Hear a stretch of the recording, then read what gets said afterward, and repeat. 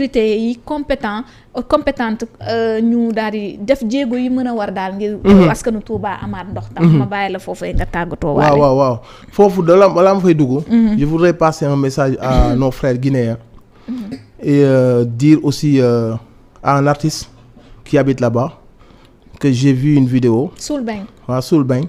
Je le respecte, je le connais pas trop, mais c'est un frère, on lui souhaite tout le bien, mais il doit éviter des choses comme ça. Des choses comme ça peuvent entraîner des choses très graves.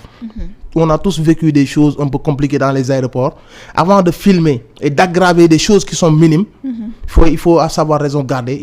Il faut calculer les impacts qui sont derrière, ce que ça peut créer. Exactement. Donc je lance un message à nos frères guinéens. Nous sommes des frères, nous sommes des sœurs. Et moi, ça me chagrine de voir un Africain dire du mal de... Non, c'est des pays voisins. Le contexte est très... Voilà, c'était très maladroit de sa part de faire cette vidéo. Je ne dis pas qu'on lui a rien fait, mais il a essayé d'augmenter les choses, d'amplifier les choses. Et ça, ce que ça peut créer... C'est pas, j'ai vu des artistes hypocrites sénégalais dire nous le peuple sénégalais on s'excuse de quoi? On a eu des problèmes tous les jours, on a des problèmes dans les aéroports. Qu'est-ce qu'on a fait pour s'excuser? Tous ces gens-là qui sont dans la démagogie, qui veulent toujours plaire pour plaire. Non, il faut pas être dans ça. Moi je dis à ce frère-là qu'il a fait une très grande erreur. Et que même si on lui a mal parlé ou quelque chose comme ça, je pense que ceux qui contrôlent, qui sont là-bas, auraient dû bien parler parce que je préfère tout ça, j'aurais préféré que ça n'arrive pas. Mais lui, le simple fait de filmer ça et d'amplifier ça, ça peut créer des choses extrêmement graves. La Guinée est un pays voisin. On a les mêmes frontières, on n'a même pas de frontières. Ils sont là, nous sommes chez eux. On doit chaque fois essayer que ça se passe bien. Surtout les porteurs de voix qui sont suivis par des millions de personnes. Avant de parler, avant de faire des choses, il faut vraiment regarder les conséquences qui peuvent entraîner. Oui. Donc, je ne lui dis pas qu'on ne lui a rien fait. Sûrement, on lui a mal parlé, on lui a dit sont tes papiers. C'est des choses qui arrivent dans les aéroports. Mais j'aurais aimé que ça se passe bien, comme ça devrait l'être.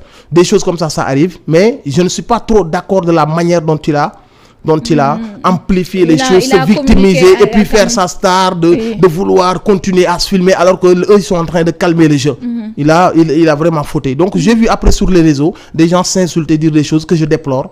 Nous sommes des frères. Arrêtons ces choses-là. Je demande ça à tous mes frères guinéens et sœurs sénégalaises et tout ça. Il faut éviter de prendre son téléphone, aller sur internet et dire du mal. Surtout entre des pays voisins, des choses comme ça. C'est très bête. Ternir l'image quand même de nos forces de l'ordre. Non, nos forces de l'ordre, même si on a des problèmes avec eux. Mais il faut... N'empêche, ils font leur travail. Dans les aéroports, il y a toujours des problèmes comme ça. Mais il faut à chaque fois prendre en compte les conséquences qui sont derrière.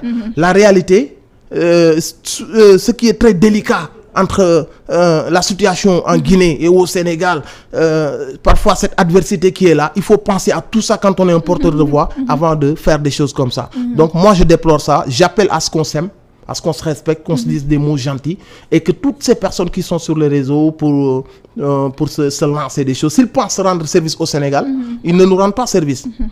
Les gens de l'autre côté qui sont en Guinée, ils ne rendent pas service aux Guinéens parce que nous sommes des frères. Il n'y a qu'un petit trait qui nous sépare, on appelle ça frontière, mais nous sommes des frères, nous sommes un seul pays. Mais il y a le brassage culturel et tout. Exactement. Donc moi je lance un message d'amour, de paix et qu'on est ensemble et qu'il faut que ça se passe bien. Moi je préfère que ça se passe bien. J'aime les Guinéens, j'aime les Gambiens, j'aime les Sénégalais, Mauritaniens, tous les Africains. Moi j'ai pas de différence, je les aime tous et ça me chagrine de voir si on s'insulte sur les réseaux sociaux, c'est pas beau à voir. Donc may dellu si di wax ci loolu aussi di ko ñaanal waa di ko plaider waa Touba. c'est moche, ñaaw na trop. xaw ma lan lañ def ba mérité loolu. et que Touba nekk na loo dëkk boo xamante si ni day impacter ci Sénégal day influencer ci Sénégal day participer ci économie Sénégal. dafa bokk ci beauté Sénégal dafa bokk ci patrimoine culturel u Sénégal. dañuy fu ne la ñuy jógee di visiter ji Touba des problèmes comme ça nguur yi war nañ ci jóg régler ko nu mu gën a gaawee. bu fekkee que ni y'a possibilité ak nu mu gën a gaawee ñu def ko. maa ngi koy ñaan suñu autorités yi parce que c'est moche. J'ai vu les vidéos ak ndox nam fa manqué c'est honteux. C'est honteux. Mais nag ñu ngi masawu suñu frères ya fa nekk ak suñu sëriñ ya fa nekk et tout. di ñaan yàlla que situation bi mu amélioré wu nu mu gën a gaawee. suñu xaalis bi suñu énergie bi suñu alalu réew mi suñu institution yi nañ ko